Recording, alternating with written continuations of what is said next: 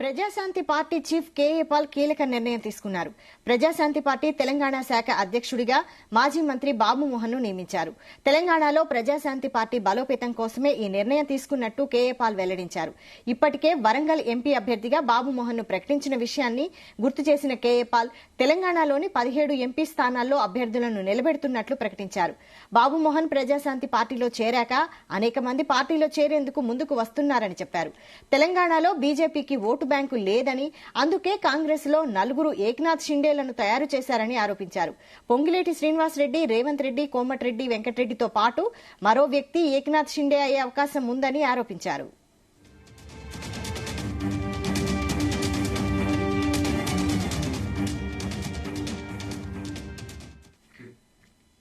ఇదే అంశంపై మరిన్ని అప్డేట్స్ మా ప్రతినిధి శ్రీచరణ్ అందిస్తారు. శ్రీచరణ్. Good evening Vaishali. ఆది నుంచి కూడా సంచలనాలతో పాటు కాంట్రవర్సీకి పెట్టింది పేరు అన్నట్టు కూడా మొదటి నుంచి కూడా ఒక పేరు పొందిన వ్యక్తి Prajashanti party chief KA Paul గా అని మనం చెప్పుకోవచ్చు.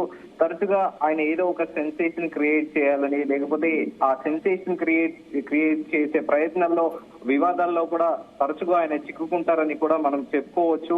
అయితే ప్రధానంగా గడిచిన కొద్ది రోజులుగా ఆయన ముఖ్యమంత్రి రేవంత్ రెడ్డిని తరచుగా కలవడము, స్వయాన ముఖ్యమంత్రి ఇంటికి వెళ్లి కలవడము, అంతకు ముందు అసెంబ్లీ సెషన్ బడ్జెట్ సెషన్ లో కూడా స్వయాన తన సెక్రటరీతోని వెళ్లి ముఖ్యమంత్రిని కలవడము, ఇలా ఎప్పుడు కూడా మీడియా సర్కిల్లో కానీ పొలిటికల్ సర్కిల్లో ఒక బస్ క్రియేట్ చేయాలనే ఆలోచనలో ఎప్పుడు కూడా కేఏ పాల్ ఉంటారని కూడా ప్రధానంగా పొలిటికల్ క్రిటిక్స్ అంటూ ఉంటారు. రామ్ గోపాల్ వర్మ కదా, ఒక ఫిలిం డైరెక్టర్ రామ్ గోపాల్ వర్మ తన మూవీని ఎట్లా మార్కెటింగ్ చేసుకుంటారో కేఏ పాల్ కూడా తనను తాను కూడా ఒక మీడియాలో ఎప్పుడు కూడా ఒక హైప్, ఒక బస్ క్రియేట్ చేసి తన పేరు ఎప్పుడు వినేలా చేసుకుంటాడని కూడా ప్రధానంగా విమర్శకులు విమర్శిస్తుంటారు. అయితే ప్రస్తుతము చర్చించుకోవాల్సిన అంశం ఏంటంటే ప్రజాశాంతి పార్టీ తెలంగాణ శాఖ అధ్యక్షుడిగా మాజీ మంత్రి బాబు మోహన్ నియమించారు. అయితే బాబు మోహన్ నేపథ్యం చూసుకుంటే మొదట టీడీపీలో వర్క్ చేసి అనంతరము టీఆర్ఎస్ లోకి వెళ్లి టీఆర్ఎస్ నుంచి మళ్లీ బీజేపీలోకి వచ్చి బీజేపీ నుంచి టికెట్ ఆశించి భంగపడి ప్రస్తుతము ప్రజాశాంతి పార్టీలో వెళ్లడము, ఆయనని తెలంగాణ రాష్ట్ర శాఖ అధ్యక్షుడిగా కూడా నియమించడం కూడా ఇప్పుడు సర్వత్రా చర్చ జరుగుతోంది. అయితే కేఏ పాల్ దీనికి వివరణ ఏమిచ్చారు అని అంటే తెలంగాణలో ప్రజాశాంతి పార్టీ బలోపేతం కోసమే ఈ నిర్ణయం తీసుకున్నట్టు కూడా ప్రధానంగా కేఏ పాల్ వెల్లడించారు. ఇప్పటికే వరంగల్ ఎంపీ అభ్యర్థిగా కూడా బాబు మోహన్ ని ప్రకటించిన విషయాన్ని కూడా ఆయన ప్రధానంగా ప్రస్తావించారు.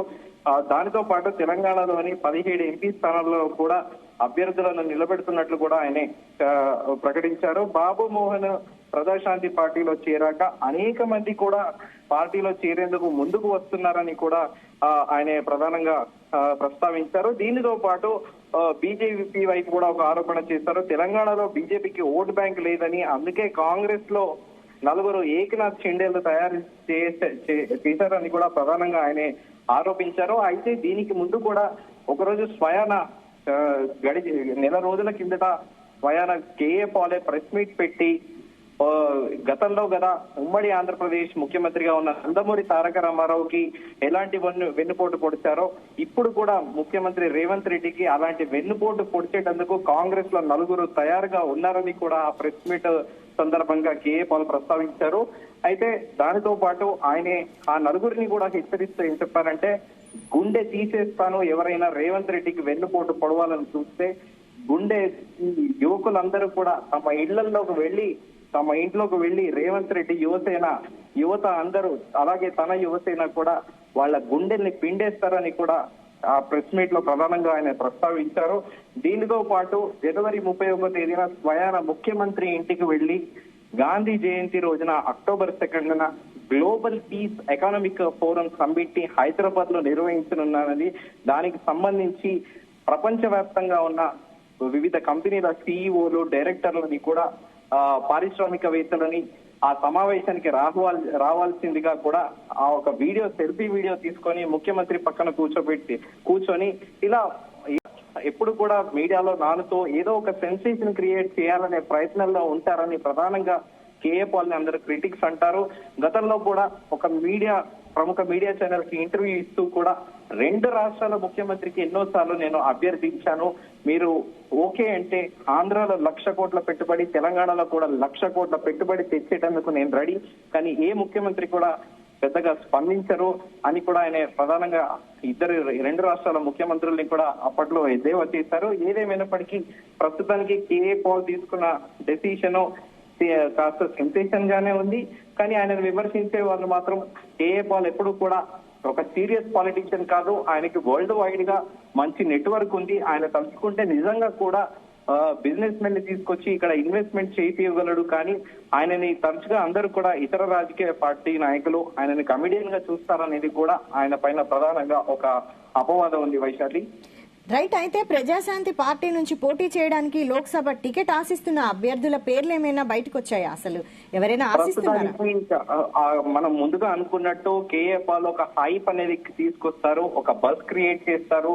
అదేంటి క్యాండిడేట్ల గురించి మేము ఎక్సర్సైజ్ చేస్తున్నాము, స్ట్రాటజిక్స్ మీటింగ్స్ పెట్టుకుంటున్నాము అని చెప్పేసి కూడా కాస్త అప్పుడప్పుడు ఆయన ఒక హైప్ క్రియేట్ చేస్తారు. దానితో పాటు ప్రధానంగా ఆయన మీడియా అటెన్షన్ కూడా కోరుకుంటారు. ప్రస్తుతానికైతే బాబు మోహన్ ని మాత్రమే నియమించి ఆయనకి ఎంపీ టికెట్ స్థానం ఖరారు చేశారు. ఇంకా మిగిలిన అభ్యర్థుల గురించి మాత్రము ప్రస్తుతానికైతే కసరత్తు చేస్తున్నారు అనేది కూడా ప్రధానంగా ఒక చర్చ సాగుతోంది Vaishali. Right. Thank you Sricharan.